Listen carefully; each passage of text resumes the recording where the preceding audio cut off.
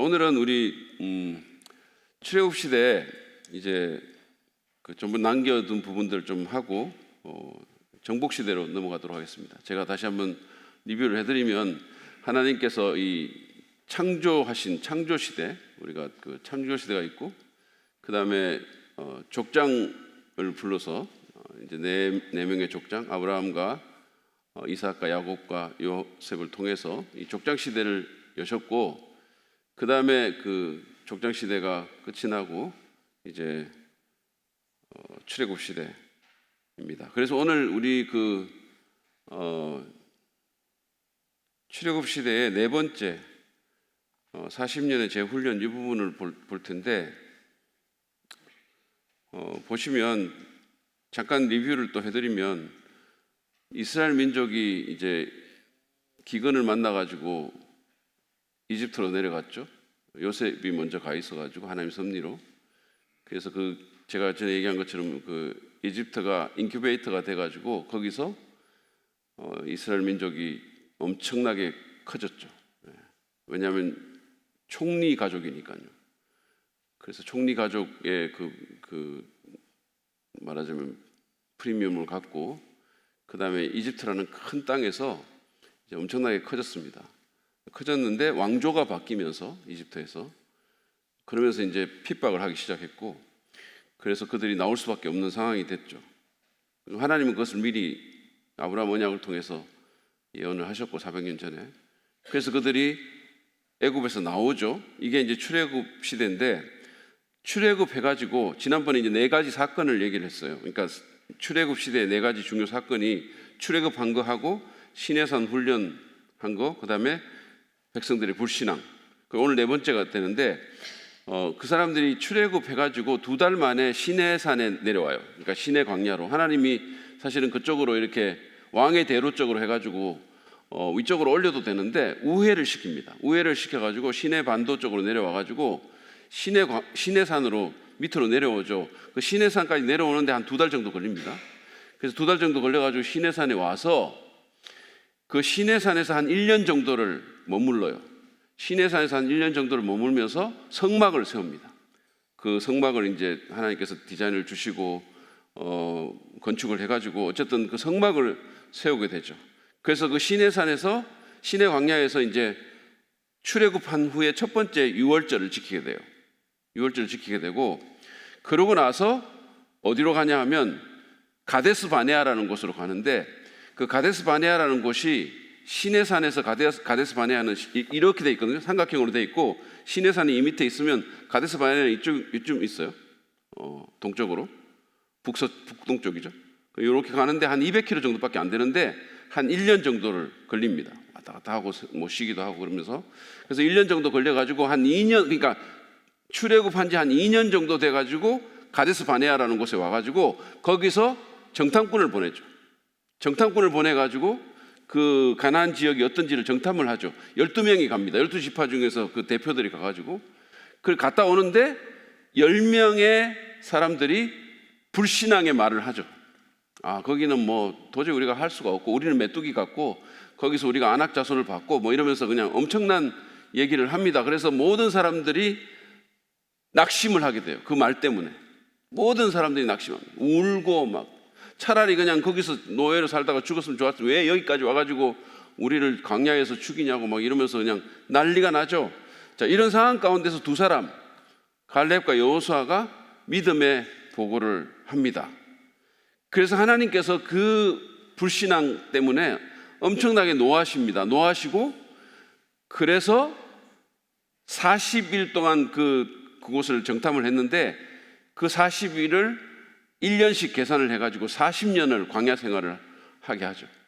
이게 말하자면 어떤 면에서 보면 그들의 불순종 또는 불신앙에 대한 하나님의 어떤 징계이기도 하지만 동시에 그 기간을 통해서 이 사람들을 하나님의 백성으로 훈련시키는, 왜냐하면 애굽에서 너무 오랫동안 살면서 그 애굽에 물이 너무 많이 들어와 있고 우상 숭배라든지 이런 것들이 너무 많이 들어와 있고 하나님에 대한 어떤 경외심 같은 게 근본적으로 없는 상황 가운데 있기 때문에 그 40년의 기간을 통해서 그들을 훈련시키는 거죠.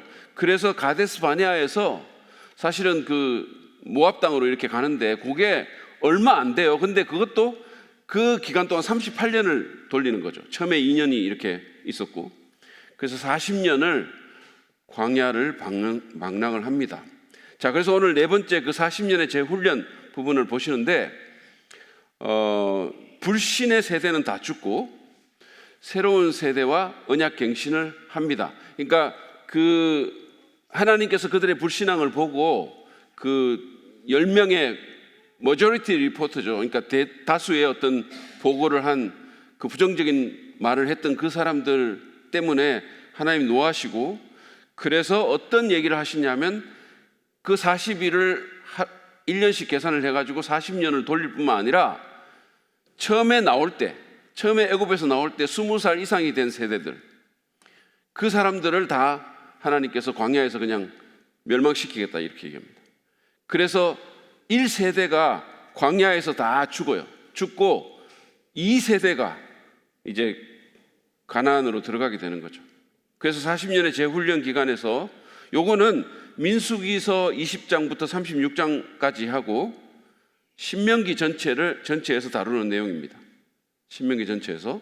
그래서 우리가 그 전까지는 출애굽기에서 뭐 성막 짓고 이런 건 출애굽하고 성막 짓고 이건 출애굽기에서 다루고, 그다음에 제사법 같은 거, 제사장 어떻게 세우고 어떤 제사가 있고 이건 레위기에서 다루고 있고, 그다음에 거기서 이제 스파이 나가고 이런 것들이 민수기 앞부분에서 다루고 있고, 민수기 20장부터 36장까지 그리고 신명기 요 부분에서 이제 이 40년 재훈련 부분을 다루고 있거든요. 자, 그런데 먼저 1세대가 죽습니다. 가데스 바네아에서 그 정탐꾼 사건 이후에 그래서 광야 방랑을 시키면서 1세대들이 다 죽어요.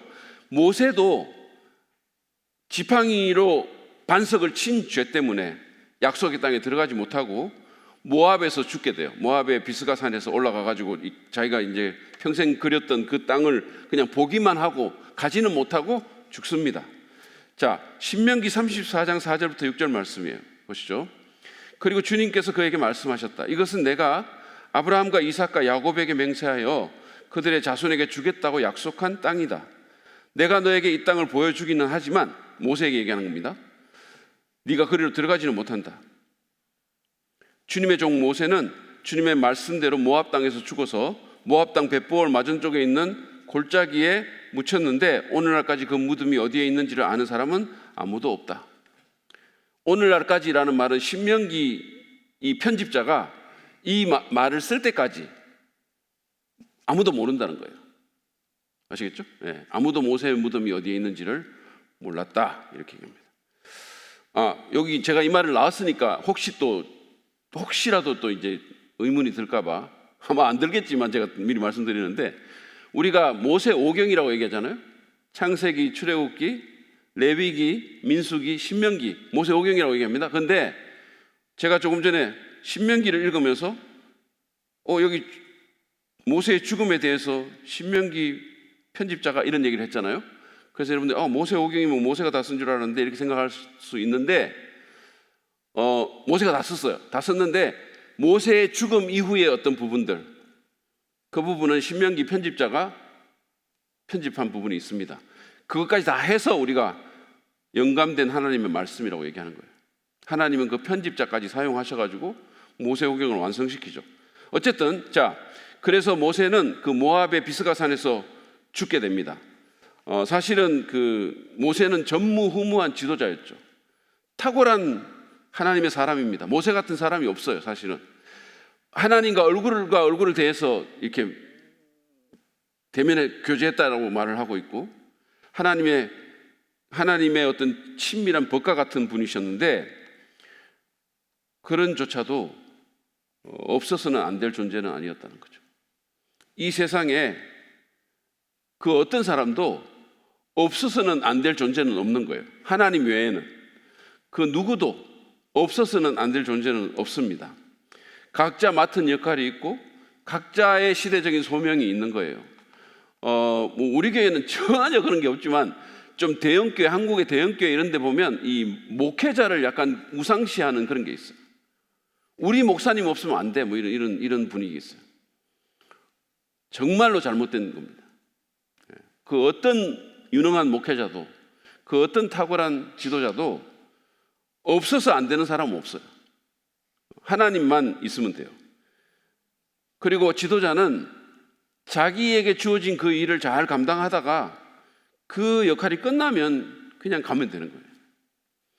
그래서 우리가 어떤 사람이든 간에 자기를 너무 중요하게 생각하지 말아야 됩니다. 특별히 지도자적 위치에 있는 사람들이 그런 데 빠지기가 쉬운데, 모든 사람은 사실은 자기를 중요하게 생각하죠. 자기를 중요하게 생각하는데 이건 사실은 그리스도 안에서 극복되어야 되는 문제고, 그래서 왜냐하면 빌립보서에서 그렇게 얘기하잖아요. 자기보다 다른 사람을 더 낫게 여기라고. 이거는 복음의 핵심을 깨뚫는 문제고 우리 모두에게 비수 같은 말씀이에요. 사실 이게 굉장히 어려운 말씀이에요. 모든 사람은 다 자기를 중요하게 생각합니다. 자기 중심적인 사고에서, 제가 지난주 설교에도 말씀드렸지만 거기에 다 빠져 있기 때문에 이게 모든 문제를 다 일으키는 거거든요, 사실은. 그래서 복음을 받고 우리가 거기서 나와야 돼요. 거기서 빠져나와야 돼요. 그래서 빌립보서는 그렇게 얘기하잖아요. 다른 사람을 자기보다 낫게 여기라고. 다른 사람도 중요하다는 거예요. 특별히 지도자는 그런 트랩에 빠지기가 굉장히 쉽기 때문에 항상 우리가 기억해야 돼요.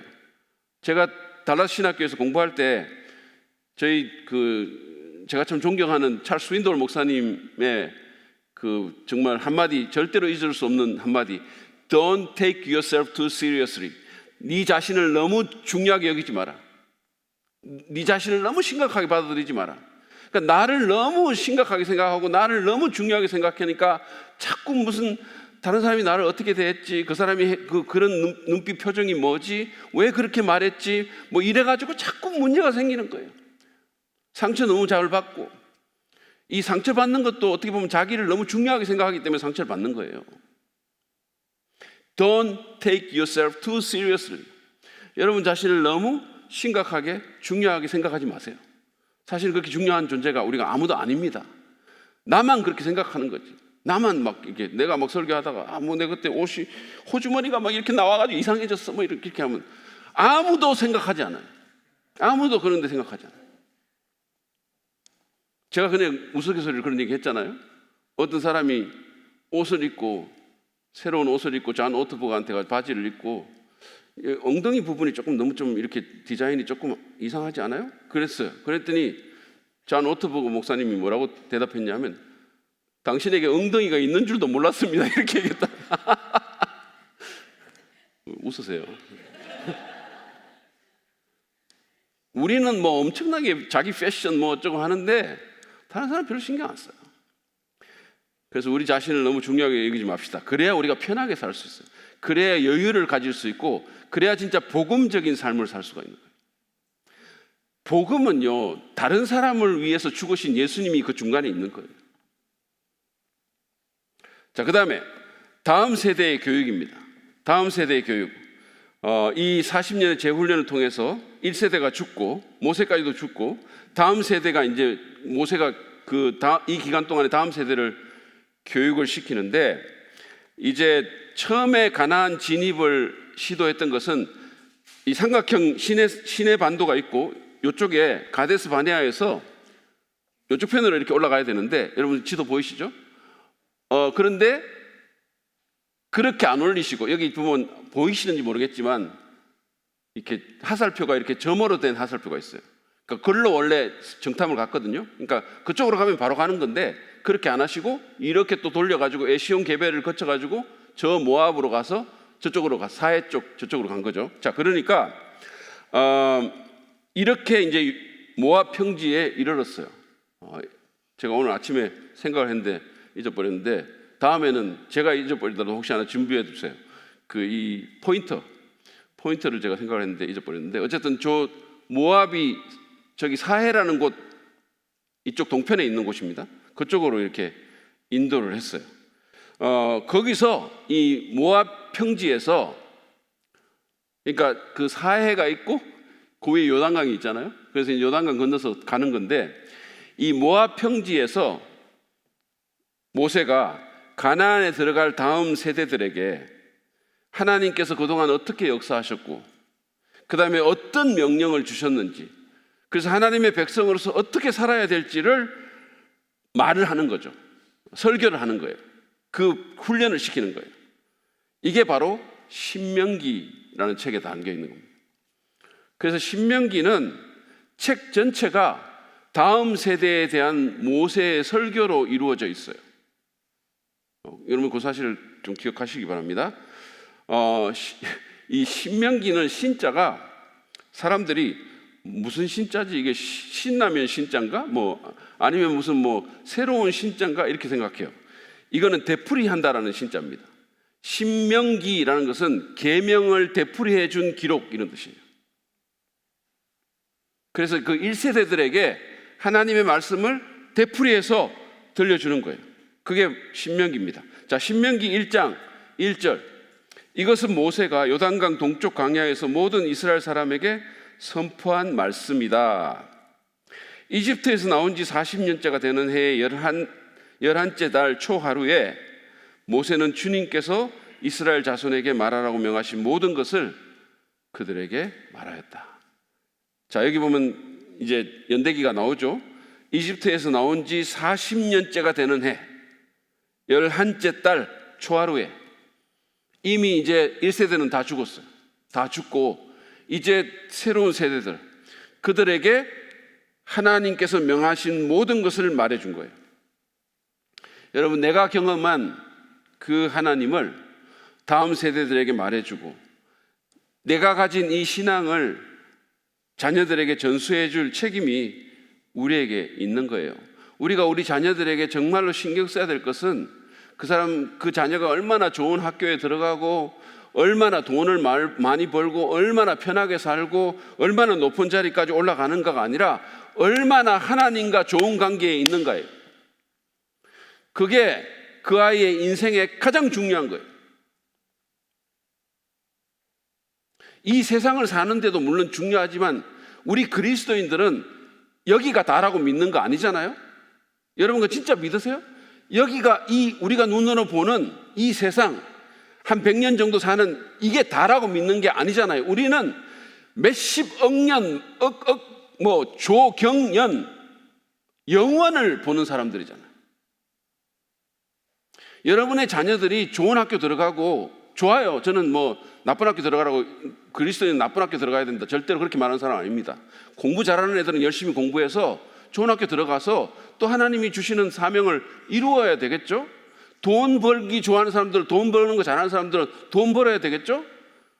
그런데 그거에 인생의 목표를 두면 안 된다는 말이에요. 우리 자녀들에게 그것 때문에 그거 하기 위해 가지고 계속해서 서포트하고 온갖 신경을 거기다 쓰고 그러면 결국은 걔네들이 잘 살아도 몇십 년 잘 살아요. 몇십 년. 근데 몇십 년도 그게 돈이 많거나 인기가 많거나 이럴 수는 있지만 진짜로 행복하고 진짜로 만족스러운 삶을 사냐? 그거 아니에요. 그러니까 우리 그리스도인들이 우리가 정말로 그리스도인이라면 우리 자녀들의 그 삶 가운데 우리가 정말로 기도하고 밀어주고 가장 신경 써야 될 것은 그 아이들이 하나님과 좋은 관계를 맺는가 이거예요. 믿음을 갖고 사는가, 거듭난 그리스도인이 되는가. 그게 안 되면 이 땅에서도 내 존재의 뿌리하고 분리된, 말하자면 영혼이 비참한 삶을 살고 돈이 얼마나 많을지 모르겠지만, 그리고는 100년 지나면 몇십억 년 플러스 그거를 정말로 비참하게 사는 거예요. 여러분이 그걸 정말로 원하십니까? 안 원하잖아요. 아무도 원하지 않잖아요. 단지 우리의 눈이 너무 근시안적이고 우리가 믿음이 너무 없어가지고 우선순위가 완전히 잘못되고, 그래서 예수 믿는 사람들이 자녀 교육하는데 안 믿는 사람하고 차이가 없는 거죠.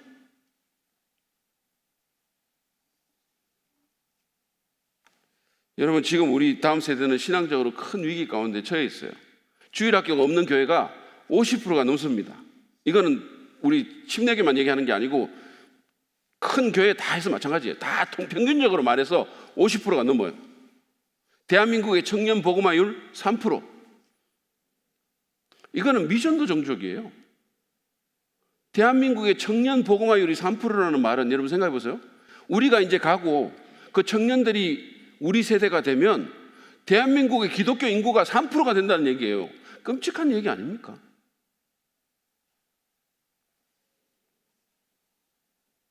우리의 믿음이 끊어질 위기에 처해 있는 거예요. 그래서 우리가 정말로 아픈 마음으로, 간절한 마음으로 하나님께 기도해야 돼요.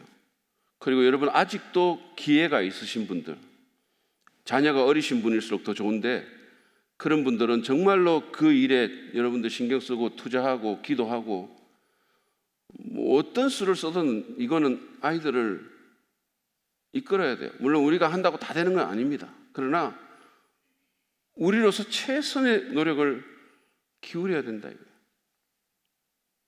근데 예수 믿는 부모들이 그냥 하는 거라고는 주일날 한번 교회 데리고 나오는 거, 이것만 하는 거예요. 그것도 신실하게 데리고 나오나? 무슨 어디 가면 여행 간다고 애 데리고 바깥에 나가고, 뭐 주일날 어디 무슨 시험 있으면 시험 한다고, 태권도 하면 태권도 한다고, 수영하면 수영한다고, 학원 보강 있으면 학원 보강을 계속. 그러니까 아이들이 어떻게 신앙을 갖겠어요? 어떻게 하나님 예배하는 게 중요하다고 생각할 수 있겠어요? 그걸 피다만 빠지게 하는데. 진짜 우리 이거 한번 생각해 봐야 돼요. 그래서 우리가 정말 저를 포함해서 우리 모두가 정말 하나님 앞에서 회개하고, 우리 자녀들 주님 불쌍히 여겨달라고, 그 아이들이 믿음으로 사는 사람들 되게 해달라고 간절히 기도해야 됩니다. 자, 세 번째로 지도력의 전이. 이 40년 재훈련 기간 동안에 또 있었던 게 지도력의 전이에요. 자, 지도력은 여러분, 우리가 모세에 대해서 말을 할 때 한 가지 관가되는 게 있는데, 그게 뭐냐면 여호수아라는 탁월한 지도자를 세웠다는 거예요. 그를 양육하고 세운 겁니다. 우리가 모세가 뭐 정말 우리 옛날 세대들은 찰튼, 헤스턴 바위에 올라가가지고 다 지팡이 들고 강에 갈라지고 뭐 엄청난 일들을 했죠.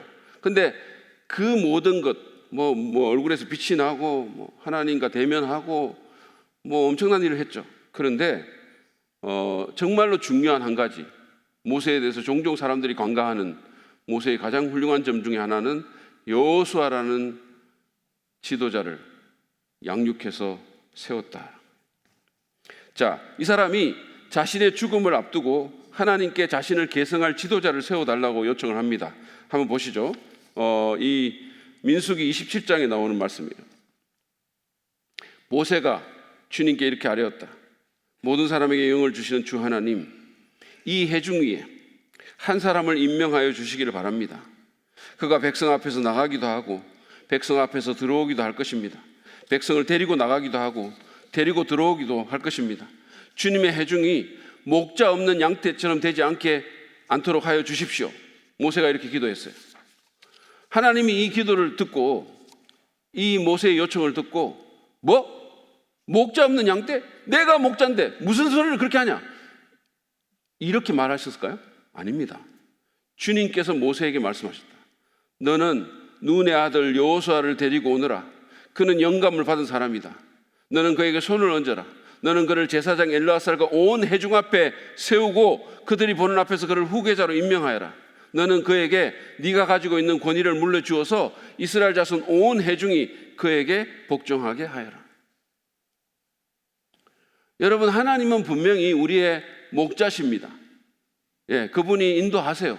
그러나 하나님은 동시에 인간 목자를 세우셔서 이끄시는 거예요.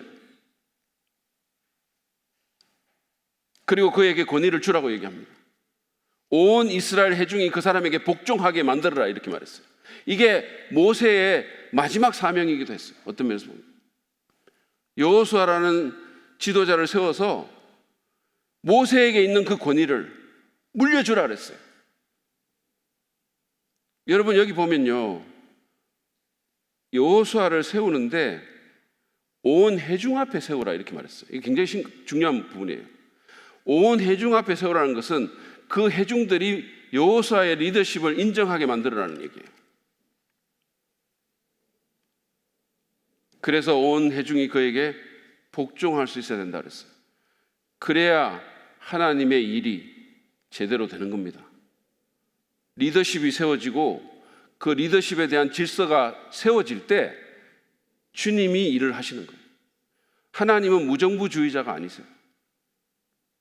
그냥 아무나 나타나서 너도 제사장이고 나도 제사장인데 뭐가 차이가 있냐, 이렇게 안 하시는 거예요. 물론 모든 사람이 제사장입니다. 만인 제사장이에요. 그 말은 모두가 하나님 앞에 나갈 수 있고 모두가 하나님을 섬길 수 있고 모두가 세상 앞에서 하나님을 대표할 수 있어요. 그러나 그것이 지도자의 필요성을 없애는 것은 아니에요. 그럼에도 불구하고 여전히 목자는 필요하고 지도자는 필요합니다. 여전히 공동체의 질서가 필요하다는 거예요. 우리가 하워드 핸드리스 교수님이 이런 얘기를 했어요. 계승자가 없는 성공은 성공이 아니다. Success without a successor is not success at all. 계승자가 없는 성공은 성공이 아니다. 그 사람이 아무리 뛰어나고 아무리 대단해도 좋은 리더가 그를 잇지 않으면 그 성공은 거기서 끝나는 거예요. 그래서 좋은 계승자들을 세우고, 그래서 우리가 다음 세대 리더들을 양육해야 되고 우리 교회 부서사에게 투자해야 되고 우리 학교 신학교를 후원해야 되는 이유가 여기에 있는 거예요. 저는 저보다 훨씬 더 좋은 목회자가 우리 교회에 왔으면 좋겠어요. 제가 하고 나서 모든 면에서 저를 뛰어넘는, 그게 제 마지막 소임이 될 것 같아요. 여러분, 목자들도 마찬가지입니다. 각 목장에서 나만 잘하는 게 아니라 좋은 다음 목자를 세워가지고 그 사람들에게 신경 쓰고 길러내고, 그게 필요한 거죠.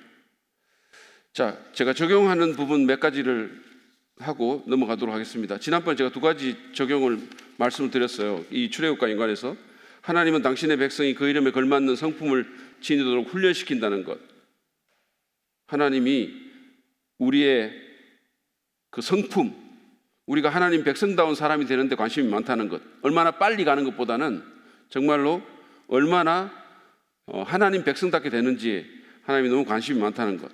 두 번째는 예배가 하나님 백성의 우선순위라는 것 말씀드렸어요. 예배가 하나님 백성에게서 가장 우선되는 것입니다. 그래서 우리가 사역보다 예배를 더 우선해야 돼요. 하나님을 높이고 예배에 성공해야 됩니다.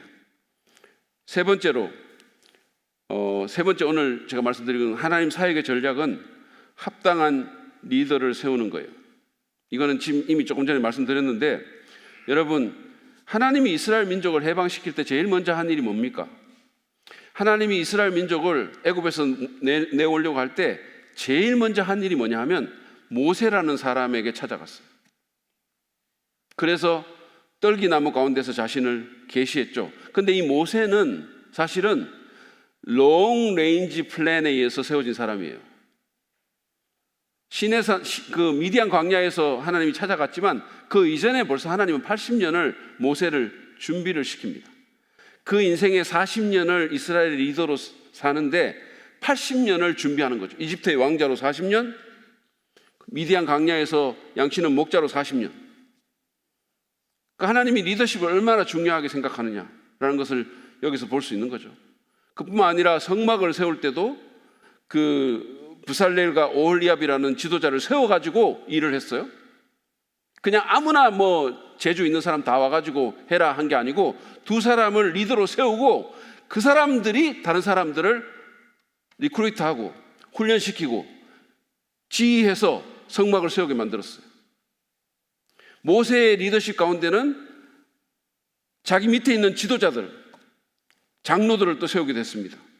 여러분, 모세가 떠나니까 여호수아라는 새 지도자를 세우죠. 하나님은 언제나 그렇게 일하십니다. 예루살렘 성벽을 세울 때도 하나님은 느헤미야라는 사람을 먼저 세우고 일을 하셨어요.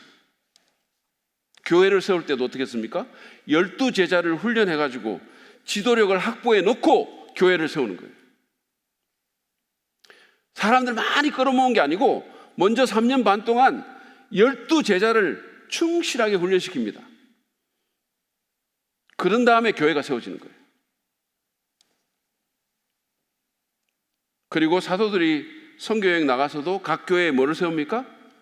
장로들을 세웠어요. 그 말은 목사와 교사를 세웠다는 말씀입니다. 이게 하나님의 방법이에요. 그래서 존 맥스웰은 성경이야말로 리더십의 최고의 교과서다 이렇게 얘기했어요. 맥스웰은 뭐 자타가 공인하는 리더십 전문가 아닙니까? 미국의 중요한 CEO들이 리더십의 책을, 맥스웰 책 안 읽는 사람 별로 없어요. 그런데 그분이 그런 얘기를 했어요. 성경이 리더십의 최고의 교과서다. 거기 보면 수많은 리더들이 나와요. 훌륭한 리더도 있지만 안 좋은 리더도 있어요. 안 좋은 리더들을 통해서는 반면교사, 반면교육을 받고, 기본적으로 하나님은 리더를 세워서 일을 하십니다. 하나님이 리더십의 중요성을 아신 거죠. 리 러버슨이라는 사람이 이런 얘기를 했어요. 모든 것의 성패는 리더십에 달려있다. 모든 것의 성패는 리더십에 달려있다. 가정도 교회도 예외가 아니에요. 우리 교회가 건강한 교회가 되려면 좋은 리더들이 여기 많이 세워져야 돼요. 담임 목회자인 저는 말할 것도 없고, 좋은 리더들이 여기 많이 세워져야 우리 교회가 정말로 좋은 교회가 될 수 있는 거예요. 사람이 많이 모인다고 좋은 교회 되는 게 아니고 좋은 리더들이 세워질 때 좋은 교회가 되는 거예요. 모든 것의 성패는 리더십에 달려있다. 한 나라도 어떤 리더가 그 나라의 지도자가 되느냐에 따라서 국운이 달라집니다. 히딩크 때 봤잖아요. 운동팀 하나도 어떤 지도자가 오느냐에 따라서 그 팀이 완전히 다른 팀이 돼요. 우리 모두가, 여러분, 우리가 교회에서 타이틀이 없다 하더라도 우리 모두는 리더예요. 왜 그런지 아세요? 리더십은 영향력이니까. 제가 전에도 말씀드렸죠? 리더십, 제가 가장 좋아하는 리더십에 대한 정의예요. 가장 심플하고 가장 간략하고 가장 어떻게 보면 핵심을 찌른 거죠. 리더십은 영향력입니다. 오스월드 샌더스가 정의한 거예요. 리더십은 영향력이에요. 영향력을 주는 사람이 리더예요. 선한 영향력을 주는 사람은 선한 리더고, 악한 영향을 주는 사람은 악한 리더예요. 이 세상에 영향을 주지 않는 사람은 아무도 없어요. 누군가에게 영향을 미치겠죠. 여러분, 교회에서 타이틀이 없어도 가정에서 자녀들에게 영향을 미치면 그 자녀들에게 리더인 거예요. 여러분이 직장에서 어떤 사람들에게 영향을 미치면 여러분은 거기서 리더인 거예요. 여러분이 어떤 모임 가운데서 영향을 미치면 여러분은 거기서 리더인 거예요. 오피셜 리더는 아니지만 리더인 거죠. 왜? 영향을 미치니까. 그러면 우리가 하나님을 위해서 좋은 영향을 미칠 수 있어야 돼요. 누군가에게 선한 영향을 미쳐야 돼요. 그냥 단순히 포지션을 갖고 어떤 사람을 공포에 질리게 만들어가지고 그 사람이 그 사람의 포지션이나 힘이나 그 사람이 갖고 있는 어떤 그것 때문에 어쩔 수 없이 따르는 거, 그거 리더 아니에요. 그 사람은 포지션적으로 리더일지 몰라도 사람들이 속으로 그 사람한테 영향 안 받는 거죠. 더러워서 이러면서 하는 거예요. 저게 리더야? 저게 우리 회사 회장이라고 하는데 내가 밥줄 때문에 더러워가지고 말 듣는다. 아니면 하도 난리를 치니까, 하도 성질 부리고 하도 난리 치니까 내가 싸우기 싫어가지고 그냥 한다. 이런 사람 리더 아니에요. 리더는 영향력이에요. 누군가에게 영향을 주는 사람. 여러분, 우리 평신도 가운데서도 그 사람이 정말 영성이 있고 정말로 순종하고 하나님께 예배 잘 드리고 그 사람의 인품이 너무 좋아가지고 그 사람 보면 너무 좋아. 나는 그 사람 좀 닮고 싶어요. 그 사람 만나면 기분 좋아요. 그 사람에게 선한 영향을 받아. 그 사람은 리더입니다.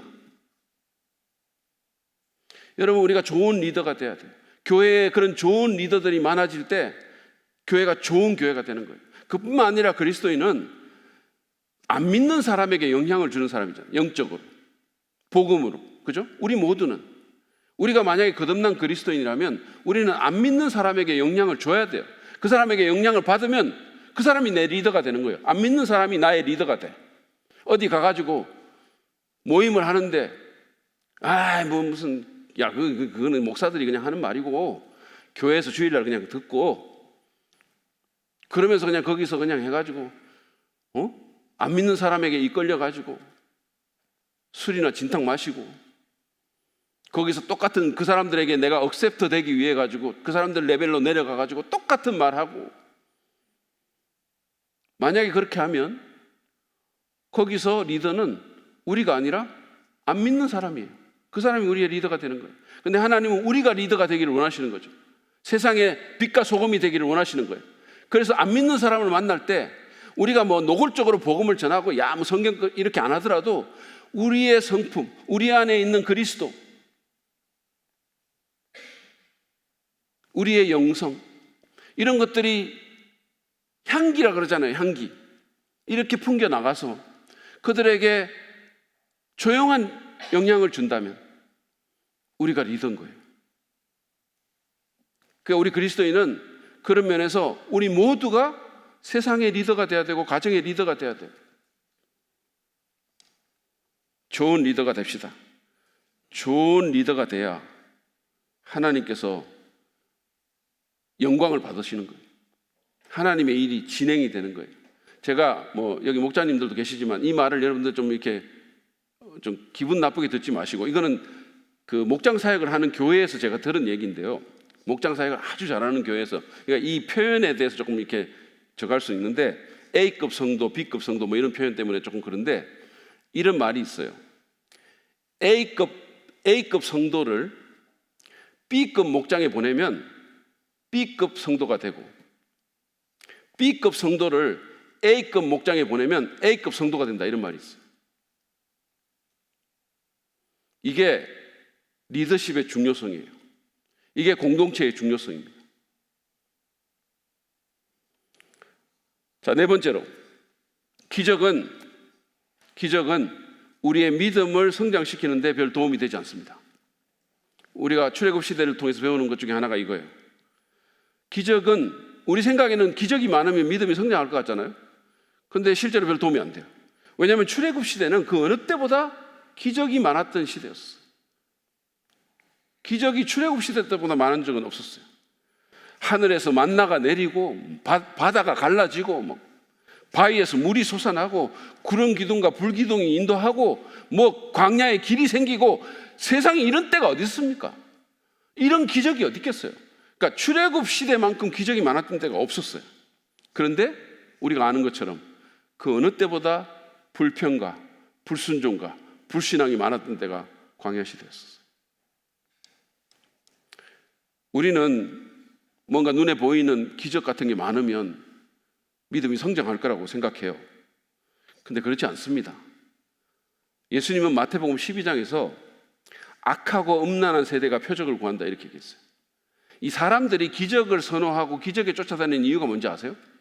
그게 뭐냐 하면 다 기복입니다. 기복. 막 신비한 현상 때문에 나도 뭔가 이런 데서 뭔가 얻을 수 있을까? 축복 받을까? 병 고침 받을까? 전부 시각이 여기 이 세상에 있는 거예요. 그래서 한국에 기적에 중독된 사람들 많다 그러잖아요. 교회에 다니는 분들 가운데 자꾸 무슨 눈에 보이는 기적 때문에 어디 저 산기도 가고, 막 제가 산기도를 저거 하는 거 아닙니다. 이런 식으로 해가지고 자꾸 하다 보니까 이게 처음에는 요 정도 되는 자극으로 괜찮은데 점점 자극이 더 커져야 되는 거예요. 마치 포르노 중독처럼. 그래서 이 부흥에 좋아하고 막 그런 데 쫓아다니는 사람들 가운데 정신질환자들이 많다는 거예요. 아니, 이거는 진짜 제가 하는 말이 아니에요. 여러분, 계시록을 보면 사단은 하늘에서 불이 떨어지기도 하고 거의 죽은 자가 다시 사는 것 같은, 사람들이 봤을 때 죽었다가 다시 살아난 것 같은 기적을 베풀기도 했어요. 우리가 알아야 될 것은 뭐냐면 하나님도 기적을 베푸시지만 악한 영도 기적을 베푼다는 거예요. 그래서 여러분, 그래서 다른 종교에서도 기적이 일어나는 거예요.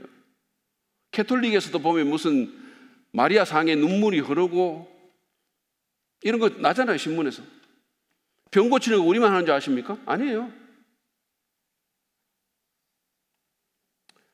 물론 우리 가운데 기적이 있는 것을 제가 하나님께서 기적을 행하시고 교회 가운데 진짜 놀라운 기적이 일어나는 거 그거를 제가 안 믿거나 부인하는 거 아닙니다. 그런데 기적에 의존한 신앙은 결코 건강한 신앙이 아니다 이거예요. 그 기적이 우리 믿음을 성장시키는 것이 아니다 이거예요. 바울은 데살로니가 후서 2장 9절에서 이렇게 말합니다. 악한 자의 임함은, 들으세요, 사단의 역사를 따라 모든 능력과 표적과 거짓 기적과 불의의 모든 속임으로 멸망하는 자에게 임하리니 그랬어요. 악한 자의 임함은 사단의 역사를 따라 모든 능력과 표적과 거짓 기적과 불의의 모든 속임으로 멸망하는 자에게 임한다 그랬어요. 여러분, 사단은 속이는 자예요. 그래서 이거를 우리가 맹목적으로 따라다니다 보면 우리가 완전히 잘못된 방향으로 갈 수 있는 거죠. 그래서 우리가 기적에 현혹되지 말아야 됩니다. 우리의 믿음의 기초는 어디에 두어야 된다? 변함없는 하나님의 말씀에 두어야 된다. 믿음은 들음에서 나고 들음은 그리스도의 말씀으로 말미암는다 그랬어요. 우리의 믿음의 기초가 말씀에 세워져야, 그래야 그 믿음이 건강한 믿음이 되는 거예요. 그래서 말씀으로 우리의 경험들을, 우리의 체험들을 판단할 수 있어야 됩니다. 거꾸로가 아니라, 경험으로 말씀을 판단하는 게 아니라 우리의 말씀으로 경험을, 전통을 판단하는 거예요. 그게 건강하고 안전한 신앙이에요. 마지막으로 하나님께서는 우리에게 하신 약속을 반드시 지키십니다. 하나님은 당신께서 하신 약속을 반드시 지킵니다. 이 출애굽 시대가 기본적으로 우리에게 보여주는 게 뭐냐면, 하나님께서 400년 전에 아브라함에게 했던 그 약속, 그 약속이 이루어진 거예요. 그 약속대로 애굽의 압제에서 그들을 해방시키고 가나안 땅으로 인도했어요. 그 어떤 것도 이 약속의 성취를 방해하지 못했습니다. 당시에 세계 최고 권력자였던 바로도, 홍해도, 아말렉도, 광야의 척박한 환경도, 그 어떤 것도 이거를 막을 수 없었어요. 그분은 바다를 가르시고 광야의 길을 내시고 자기 백성을 인도해 내시는 그 약속을 지키셨어요. 시간은 400년이 걸렸지만, 웨이메이커라는 곡이 있어요. 길을 만드시는 자, 길을 만드시는 주님인가? 하여튼 그 웨이메이커라는 곡에 보면 하나님을 이렇게 묘사합니다. 새 길을 만드시는 분, 큰 기적을 행하시는 분, 약속을 지키시는 분. 약속을 지키시는 분. 그래서 우리가 하나님을 신뢰할 수 있는 거예요. 하나님은 약속을 지키시는 분이십니다. 인간은 약속을 안 지키죠. 지키고 싶은데 또 우리가 연약해서 못 지키는 거. 저도 그런 적이 있어요. 어떤 분한테 지금도 그게 이렇게 생각이 나는데, 아니 진짜 지키려고 했었어요. 그게 뭐냐면, 어떤 분이, 제가 아는 목사님이 책을 냈는데 제가 목사님 그 책 제가 꼭 사서 읽을게요 이렇게 얘기했어요. 그때 당시에는 정말로 사서 읽으려고 했어요. 정말로. 근데 몇 달이 지났는데 아직도 못 사고 있어요. 이런 경우가 있어요. 그렇지만 제가 살 겁니다. 이렇게 말도 했는데 그러고 읽을 거예요. 근데 우리가 그런 적이 있잖아요. 어떨 때는 내가 기도할게요 이렇게 말을 했는데 진짜 기도할 마음을 갖고 했어요. 그냥이 아니라 그냥 기도할게 이렇게 했는데 바쁘게 살다 보면 잊어버릴 때가 있어요. 그래서 제가 김우생 목사님한테 배운 얘기 하나가 있어요. 그게 뭐냐면, 누가 기도해 주세요 하고 하면 김우생 목사님이 언제나 기도합시다 이렇게 얘기를 해요. 그래서 그 자리에서 기도를 하십니다. 목회적으로 저는 굉장히 현명하다고 생각해요. 기도해 주세요. 뭐 특별한 일이 없는 한 그러면 그 자리에서 기도를 해 주세요. 왜냐하면 우리 인간이 연약한 걸 아니까. 근데 하나님은 그러지 않아요. 하나님은 약속을 지키십니다. 그래서 우리가 하나님을 신뢰할 수가 있는 거예요. 세상의 모든 사람이 약속을 어겨도, 뭐 어기고 싶어서 어기든 아니면 뭐 안 그랬는데 어기든, 세상의 모든 사람이 어기도 하나님은 약속을 지키십니다. 그래서 우리가 우리의 인생을 하나님께 걸 수가 있는 거예요. 그 약속의 성취가 가장 공개적으로, 객관적으로 일어난 것이 뭡니까? 예수님의 부활이에요. 그래서 우리가 안심하는 거예요. 아, 하나님이 저 약속 지키셨으면, 가장 지키기 어려운 약속, 죽은 자가 사는 그 약속도 지키셨으면 내 영원한 운명도 지키시겠다. 그래서 우리가 하나님 믿고 사는 거예요. 보이지 않지만. 여러분, 우리 가는 길에 홍해가 가로막힐 수 있어요. 우리가 가는 길에 무슨 광야가 생길 수도 있어요. 또는 길이 없는 것 같을 수도 있어요. 그러나 하나님께는 그런 거 아무 문제가 안 됩니다. 하나님을 신뢰하고 그분의 약속을 사실로 믿고 그분의 인도하심을 따르는 저와 여러분 되시기를 축복합니다. 아멘. 제가 정복시대 앞부분만 좀 하고 여호수아서까지만 하고 오늘 마무리를 좀 하겠습니다. 여러분, 정복시대를 보시면 이제 네 번째 시대인가요? 정복시대가 지금 이렇게 하다 보면 자꾸 여기서 헷갈릴 수가 있는데, 창조시대, 그 다음에 뭐죠? 족장시대, 출애굽시대, 정복시대, 맞죠? 자, 정복시대를 봅시다. 자, 여기 보면 기간은 요단강을 건너서 이스라엘 민족이 이제 아까 제가 그 모압 평원에 있었다 그랬잖아요. 모세하고 같이. 거기서 이제 모세가 신명기를 들려줬고, 그 다음에 이제 그 모세가 죽고 나서 요단강을 건넙니다. 요단강을 건너서 가나안 땅에 들어가서 땅을 정복하고 지파별로 분배한 후에 여호수아가 죽은 때까지, 요게 이제 정복 시대입니다. 주전 한 1405년부터 1380년, 뭐 어떤 학자들은 1390년이라고 말하는 학자들도 있어요.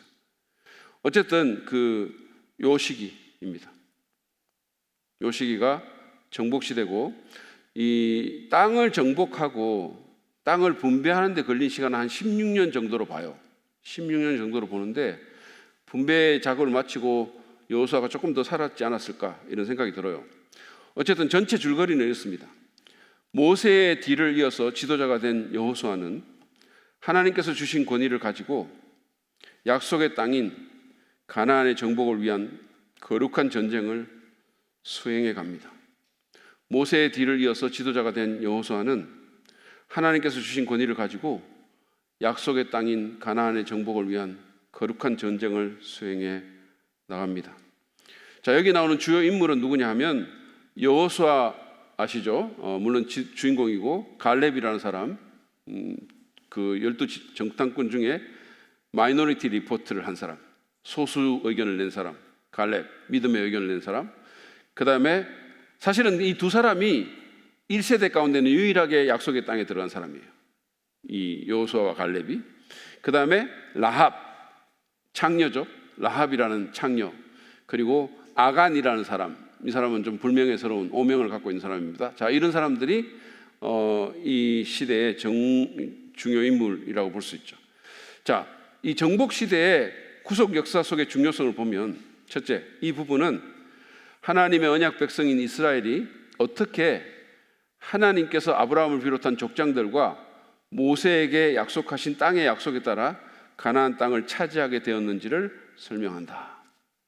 하나님은 이 땅을 젖과 꿀이 흐르는 땅이라고 얘기하셨고, 이 땅을 너희들에게 주겠다라고 얘기를 하셨어요. 그래서 그들이 처음에 사실은 아브라함은 어디 사람이었죠?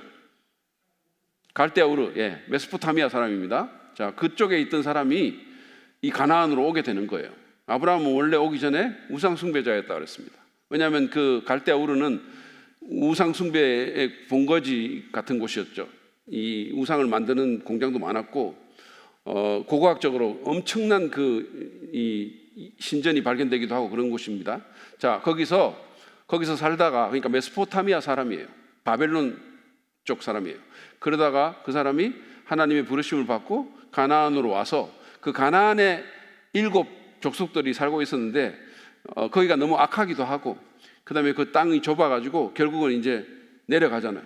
내려가서 이집트로 가가지고, 그래서 결국은 이제 올라오게 되는 건데, 하나님이 이 가나안 땅을 원래부터 주려고 약속했어요. 아브라함에게 그 땅으로 가라고 얘기를 했고, 잠시 이집트를 가서 인큐베이터 역할을 했지만 결국은 젖과 꿀이 흐르는 땅, 그 땅으로 가겠다고 얘기를 해가지고 지금까지도 그 사람들이 거기서 자리 잡고 살고 지금 전쟁이 일어나고 있는 땅, 그 땅입니다. 이게 성경에 보면 계속해서 앞으로 그런 일이 일어날 것 같아요. 어떻게 보면 이스라엘은 전 세계의 화약고 같은 곳이에요. 우리가 계시록을 읽어보면 아마겟돈 전쟁, 최후의 전쟁은 거기서 일어납니다. 그래서 자, 이 땅을 차지하게 되는 것, 그거를 설명해 주고 있어요. 구속 역사입니다. 여러분, 이 세계 역사가 있잖아요. 세계 역사가 있는데 지금 저희가 얘기하는 거는 구속의 역사입니다. 구원의 역사. 그래서 하나님께서 구원의 역사를 어떻게 이끌어 오시는가. 그래서 이 구약에서는 제가 말한 그 비옥한 초생딸을 지역으로, 그 지역을 중심으로 역사가 전개가 되고 있죠.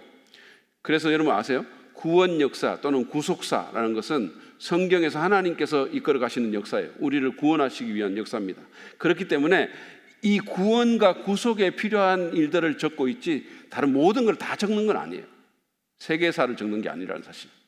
그래서 거기 빠진 것도 있고 구원과 연관된 부분이 여기에 적혀 있고 그 구원 역사 속에서 이 정복 시대가 차지하는 중요성은 바로 이런 거다라는 거예요. 어떻게 땅의 약속에 따라 가나안 땅을 차지하게 되었는가. 그리고 결국은 이 가나안 땅에서 누가 나온다? 예수님이 나오십니다. 예수님이 나오십니다. 자, 여호수아서에 대해서 잠깐 봅시다. 여호수아서. 여러분, 그 여호수아에 대한 이 정복 시대는 그 정복 시대를 기록하고 있는 책이 여호수아서입니다. 여호수아서는 제가 아까 말씀드렸죠. 구약은 어떻게 구성이 되어 있냐면 모세오경이라는 책이 있어요.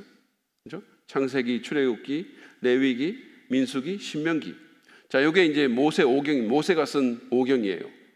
자, 모세오경이 끝나고 나면 기본적으로 모세오경을 토라라고 얘기를 하고요. 여러분 혹시 그 어디 유튜브나 이런 데서 아마 들을 수 있기 때문에 입력해 놓으세요. 토라라고 얘기하면 모세오경을 얘기합니다. 가르침이라는 뜻인데, 자, 거기는 주로 율법이 적혀 있죠. 그래서 율법서라고 얘기하기도 하고, 이 모세오경이 있고, 그 다음에 여호수아서부터 시작해가지고 이제 쭉 가서 뭐 여호수아, 사사기, 사무엘 막 이렇게 쭉 가가지고 에스더까지, 에스라, 느헤미야, 에스더까지가 구약에서 역사서라고 얘기를 해요. 역사서, 구약 역사서입니다. 그 다음에 그 에스라를 지나면 에스더를 지나면 욥기가 시작이 돼요. 욥기가 시작이 되고 그 욥기부터 시작해가지고 시편, 잠언, 전도서, 아가 이 5권을 시가서라고 얘기를 합니다. 시와 연관된 전부 운문 시가서라고 얘기를 해요. 그리고 아가서가 끝나면 뭐가 나온다? 아가서가 끝나면 나옵니다. 뭔가가 나와요. 자, 아가서가 끝나면 이사야서라는 게 나와요. 그래서 이사야서부터 시작해가지고 뭐 예레미야 뭐 이렇게 쭉 나가는데 에스겔 뭐 이렇게 나가잖아. 다니엘. 그 이사야서부터 시작해가지고 말라기까지를 예언서 또는 선지서 이렇게 구약이 그렇게 구성이 돼 있어요. 모세 율법, 역사서, 시가서, 예언서 이렇게 구성이 돼 있습니다. 참고적으로 여러분 아시길 바라겠고요. 자, 여호수아서에 대해서 이렇게 잠깐 살펴보면 여호수아서의 저자는 누구냐 하면 원래 여호수아서는 저자가 없어요. 저자를 이렇게 책 가운데 저자가 내가 썼다 이런 게 없습니다. 익명의 책입니다. 근데 전통적으로 여호수아를 주 저자로 봅니다. 주 저자라는 말은 편집자가 있다는 뜻이에요. 왜냐하면 여호수아서에도 그 여호수아가 죽고 난 후 기록 같은 게 아마 있을 겁니다. 그러니까 여호수아를 주 저자로 보고요. 그 다음에 여호수아라는 이름은 여호와는 구원이시다 이런 뜻이에요. 여호와는 구원이시다. 그래서 이제 그 줄여서 히브리어로 그 히브리어 글자를 한번 보여주세요. 여러분 보이세요? 저쪽 윗부분에 여러분 보시기에는 왼쪽 윗부분에 그게 여호수아입니다. 여호수아. 자, 그 다음에 그 밑에 있는 게 예슈아라는 게 있어요. 요거는 그 여호수아의 줄임말입니다. 예슈아. 그래서 요 이름이 여호와가 또는 주님이 구원이시다라는 이름인데 또는 주님이 구원하신다 이런 이름인데 요게 그리그로 헬라어로 이에수스라고 해가지고 예수님의 이름인 거예요. 그러니까 여호수아하고 예수가 같은 뜻이에요. 같은 뜻입니다. 그러니까 이 예수스는 헬라어인데 이 헬라어를 히브리어로 만들면 여호수아가 되는 거예요. 아시겠죠? 예수아 또는 여호수아가 되는 거예요.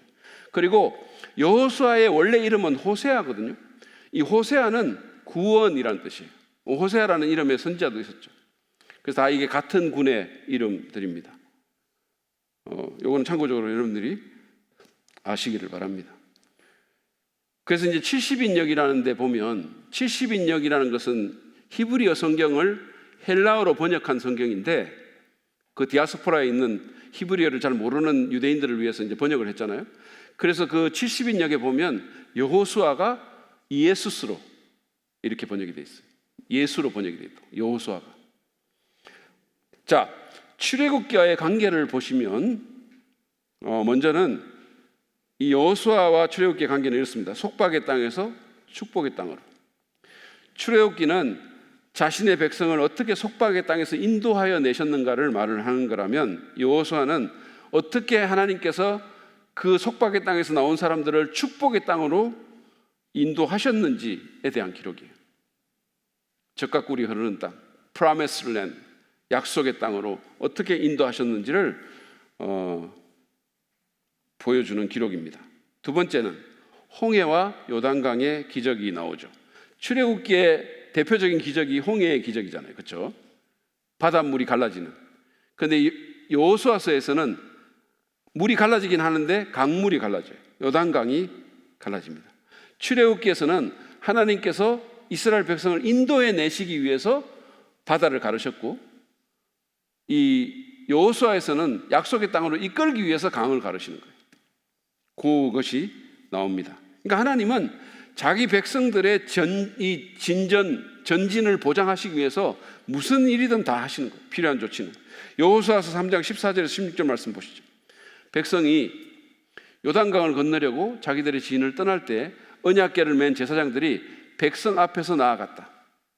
그 궤를 맨 사람들이 요단강까지 왔을 때에는 마침 추수 기간이어서 제방까지 물이 가득 차올랐다. 그 궤를 맨 제사장들의 발이 요단 물가에 닿았을 때 위에서부터 흐르던 물이 멈추었다. 이렇게 해서 그들이 약속의 땅으로 들어옵니다.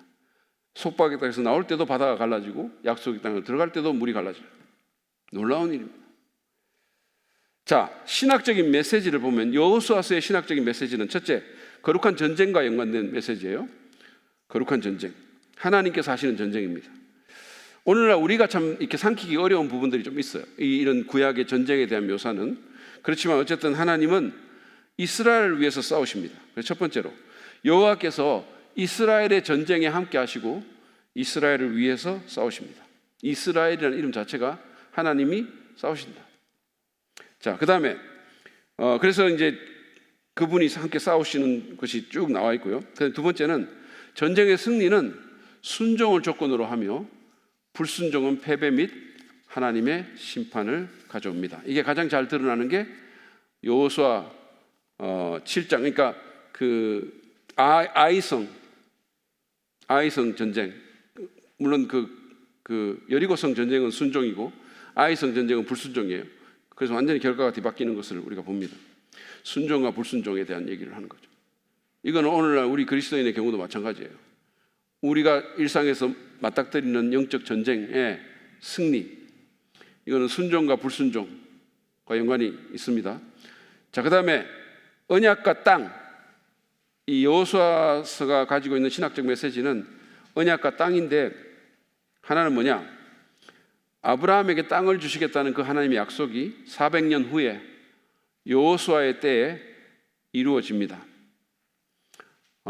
그래서 이 시간 이후에 이 땅이 하나님의 역사 속에서 하나님이 이스라엘을 언약 백성으로 선택했다는 증거가 돼요. 그러니까 이스라엘이 하나님의 언약 백성이 됐다는 그것과 이 땅을 차지한 것은 뗄래야 뗄 수 없는 불가분의 관계가 됩니다.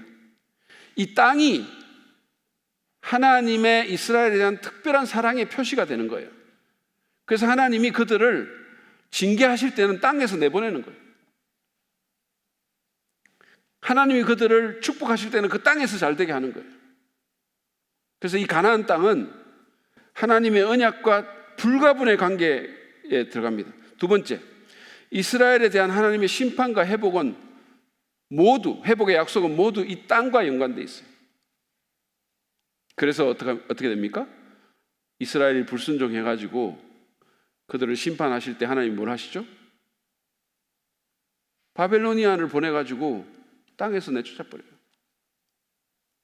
땅에서 보냅니다. 그런데 나중에 하나님께서 이들을 땅으로 다시 모으시는 거죠.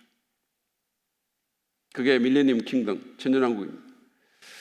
그래서 이스라엘에 대한 심판과 회복의 약속은 전부 땅과 연관되어 있습니다. 자, 신약과의 관계를 보면 먼저는 약속된 안식입니다. 약속된 안식. 예수는 여호수아가 가져다 주지 못한 안식을 가져다 주실 겁니다. 히브리서에 보면 그런 얘기가 있죠. 여러분, 히브리서 4장 3절과 8절 말씀 스크린에 있는데 우리 같이 한번 읽겠습니다. 시작. 그러나 그 말씀을 믿은 우리는 안식에 들어갈 것입니다.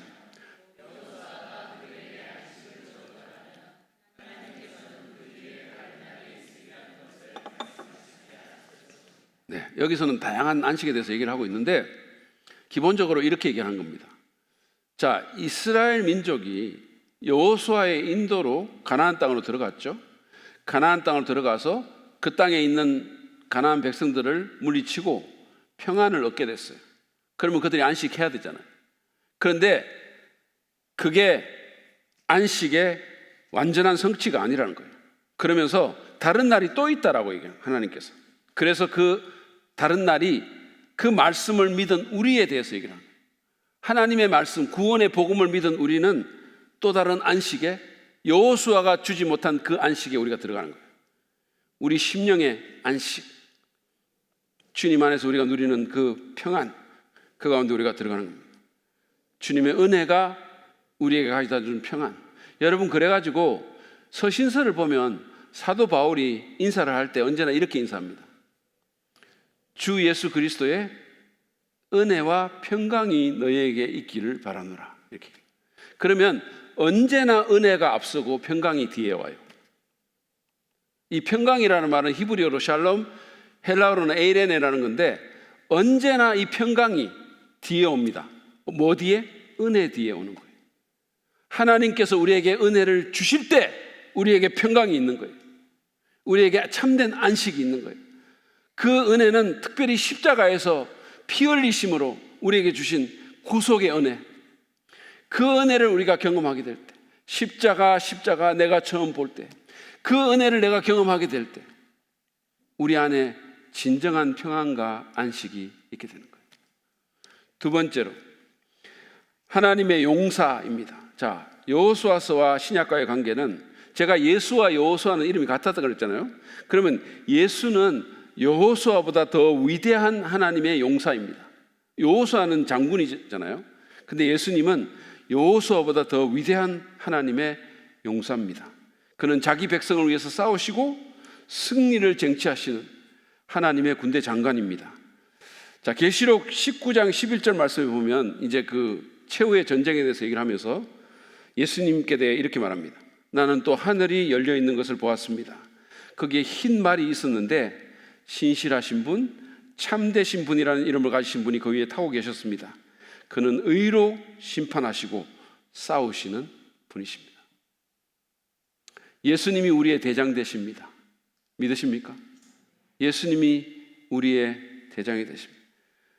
마틴 루터가 쓴 그 찬송, 내 주는 강한 성이요 방패와 병기 되시니, 우리에게는 대장이 있습니다.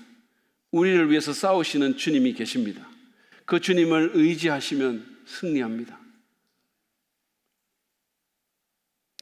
내 주는 강한 성이요 방패와 병기 되시니, 얼마나 좋습니까?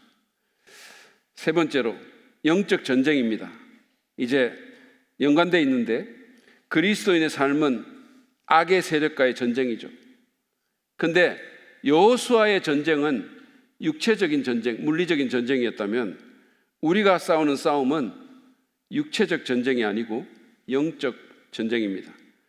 에베소서 6장 12절 말씀, 우리의 싸움은 인간을 적대자로 상대하는 것이 아니라 통치자들과 권세자들과 이 어두운 세계의 지배자들과 하늘에 있는 악한 영들을 상대로 하는 것입니다. 여기 나오는 통치자, 권세자, 어두운 세계의 지배자들도 다 악한 영들과 연관된 것들이에요. 타이틀을 얘기하는 겁니다. 여호수아는 실제로 가나안 사람들과 아말렉과 정말 피를 튀기며 싸웠어요. 그런데 우리가 처하는 싸움, 우리가 싸우는 싸움은 악한 영들을 상대로 한 싸움이기 때문에 어떤 면에서는 더 위험하고 어떤 면에서는 우리가 더 큰 위험에 노출되어 있다, 이렇게 말할 수 있어요.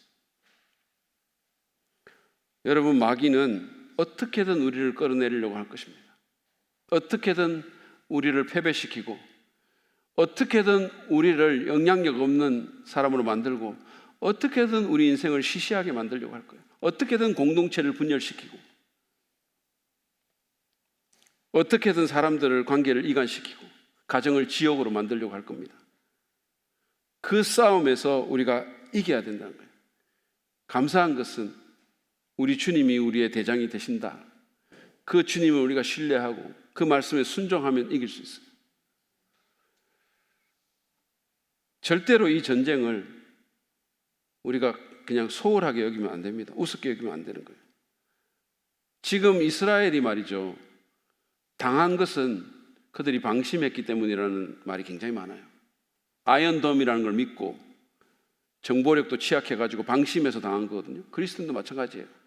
우리가 마귀를 우습게 여기고 영적 싸움을 그냥 무슨 만화처럼 생각하면 우리는 진짜 위험한 상황 가운데 놓여 있는 거예요. 여러분의 자녀들, 여러분의 배우자, 여러분의 가정, 여러분의 목장, 교회, 마귀가 그거 그냥 놔두려고 하겠어요? 얼마나 우리를 미워하는데. 그래서 우리가 이 전쟁에 정말 믿음으로 서고 기도해야 되는 겁니다. 마지막으로 정복입니다. 애굽에서 구속받은 후에 이스라엘 민족이 땅을 정복한 것처럼 예수님의 십자가 구속 후에 우리는 복음으로 세상을 정복하기 위해서 나아갑니다. 마가복음 16장 15절 말씀, 우리 다 같이 읽겠습니다. 시작. 또 예수께서 그들에게 말씀하셨다. 너희는 온 세상에 나가서 만민에게 복음을 전하라. 아멘. 이제 우리는 이런 물리적인 정복이 아니라 복음으로 세상을 정복하기 위해서 나아갑니다. 그래서 지금 우리 교회에서 김인태라는 훌륭한 교육자를 태국 땅에 보낸 거예요. 그래서 그 가족을 보낸 겁니다. 그래서 우리가 많은 선교사님들을 후원하고 있는 겁니다. 그래서 우리가 복음 들고 내 이웃에게 다가가야 되는 이유가 있는 거예요. 이것이 우리의 사명입니다. 이것을 위해서 우리가 살아야 될 걸로 믿습니다. 자, 오늘 우리가 여기까지 구조가 남아있네요. 구조. 자, 이 여호수아서의 구조는 딱 아주 쉬워요. 여호수아서는 24장까지 되어 있습니다. 24장까지 되어 있는데 딱 반입니다. 1장부터 12장까지는 정복에 대해서 말을 하고 있고 13장부터 24장까지는 땅의 분배에 대해서 얘기를 하고 있어요. 1장부터 12장까지는 정복, 13장부터 24장까지는 땅의 분배. 아시겠죠? 대답을 안 하시네. 자, 이것이 여호수아서의 내용입니다. 자, 오늘 우리는 여기까지 봤고 다음 시간에 우리 정복시대의 스토리를 쭉 보면서 이 정복시대가 우리에게 주는 교훈이 뭔지 우리가 살펴보도록 하겠습니다.